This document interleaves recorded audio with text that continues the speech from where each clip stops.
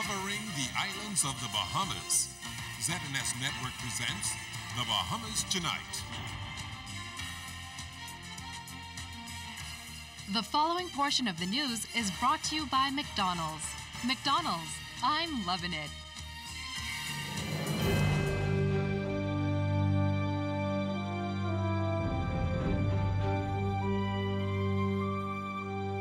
Good evening and welcome to the Bahamas Tonight, the National Report. I'm Keishla Adderley. Thanks for joining us. Topping the news tonight, it's stronger and is expected to gain more strength as it approaches Jamaica and nears the Bahamas. Tonight, the 50-mile-per-hour tropical storm Sandy has picked up speed and is moving at 5 miles per hour. Its trajectory, however, has not changed. Tropical storm Sandy is headed straight for us and is large enough to make its presence felt in every island of the Bahamas.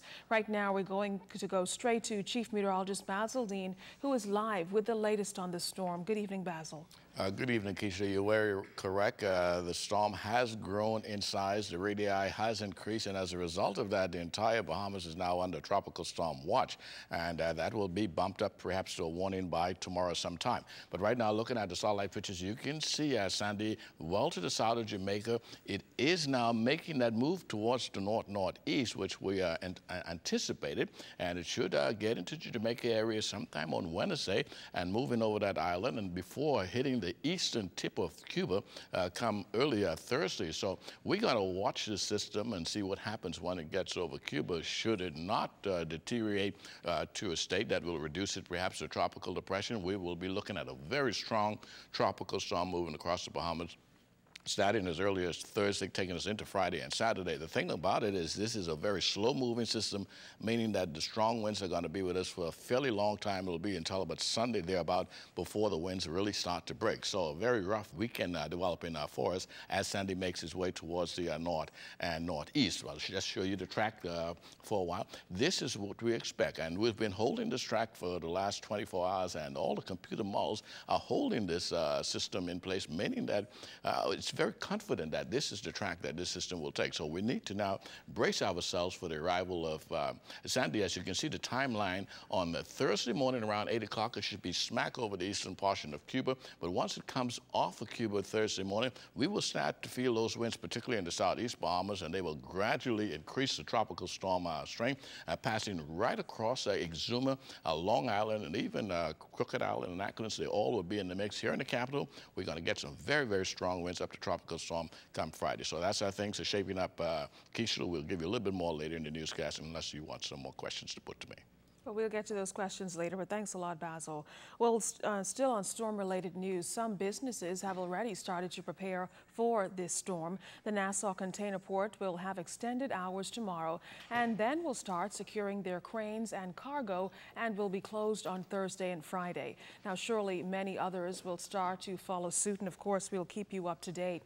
But in the meantime, they're not activated just yet, but the Bahamas Red Cross is keeping an eye on the movement of tropical storm Sandy. Tonight, we're joined by Director General Caroline Turnquest. And Ms. Turnquest, of course, the Director General, the person who will be in charge of all of the preparations for the storm, the Bahamas Red Cross, of course, one of the major organizations when it comes to preparing for these events and rendering assistance when it's necessary. Ms. Turnquest, tell me, well, you told me today, actually, that you're not quite activated yet. The organization usually waits till we're in the warning mode to activate itself, but surely you're making some preliminary preparations. Yes, we are, Keishla. We are always on ready because this is the hurricane season, and we have a disaster team that we meet every Wednesday, and we go through drills, we do training in preparation for this time. And so while we're not officially activated, we're always in a ready mode. Now tell me about how you're positioned in terms of food stocks and other supplies. We ordered a number of food supplies, which would be for our regular giveaways when persons come in for assistance. However, we are always in need of food items because persons come on regular. And since the hurricane, the news of the storm has broken, persons have begun to call already. They have begun to come in, and you know, take this time to make an appeal to the public to assist us wherever they can, and also to ensure that they themselves have sufficient supplies on hand. This is a perfect time during a watch to ensure that those items that are needed, especially for at least a week, are in place. Now, we just saw Basil detail the projections there, and the storm appears poised to hit smack over several of the Bahamian islands. How do you prepare for the logistics that may be required to get to all of the islands? We have a family island coordinator within the National Society, Ms. Domias. We are in constant contact with our family island group leaders, and in addition to that, you know, the Bahamas Red Cross has switched from the focus of disaster response to disaster preparedness.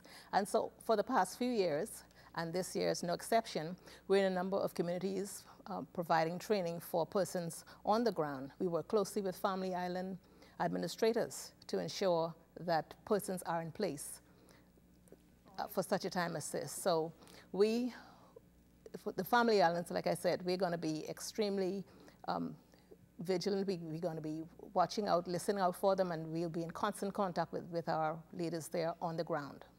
Thank you very much, Ms. Caroline Turnquest, Director General of the Bahamas Red Cross. Well, as Tropical Storm Sandy churns south of Jamaica, we understand that Jamaican authorities have issued the necessary warnings and urged residents there to take appropriate action. In the mix are Bahamian students studying in Kingston. In years past, when a storm would threaten Jamaica, Bahamian authorities would contact the Bahamian Student Association of Jamaica, which would advise on preparations and whether or not there is a need to evacuate. So far, according to students, there has been no word from government officials. However, Minister of Foreign Affairs Fred Mitchell told our news team that he's making contact with the Bahamian consulate in Jamaica and will provide assistance if it's determined that it's needed. We spoke with Brickell Sherman and Petra Forbes, meantime, who attend the University of the West Indies, to talk about preparations for the storm. In terms of the Bahamian community here in Jamaica, all of us were able to go to the grocery store and stock up on supplies. So far, they haven't turned off the electricity or the water. The last update we got was about 3 p.m., and the storm is predicted to hit here tomorrow, and it's going to be a category 1 or 2. The university has shut down the campus, so no students have classes, and we're here for each other. We're staying in touch with each other. Right now, it's very overcast, and it's been raining for most of the day. Right now, we're having light showers, nothing too bad, but it's pretty calm from what I can see. As for all of the other Bahamian students, the majority of us, we went to the supermarket today to just get the general supplies that we need: water, food, flashlights, whatever we need. And we are basically safe where we're at. Traffic is horrendous right now because, I don't know, I guess compared to the Bahamas, Jamaica has a very lackadaisical attitude with regards to hurricanes, so they don't let people know until really late. So a lot of people are just shopping and just getting things, but you know, I think we know how to handle it, so everybody's doing okay. There hasn't been any set plan in place. A lot of people live on halls, so they have different shelters set up on halls for if, you know, things get really bad. All right. Well, still to come in the Bahamas tonight, the latest on the timing of a referendum on gambling. That story's after the break.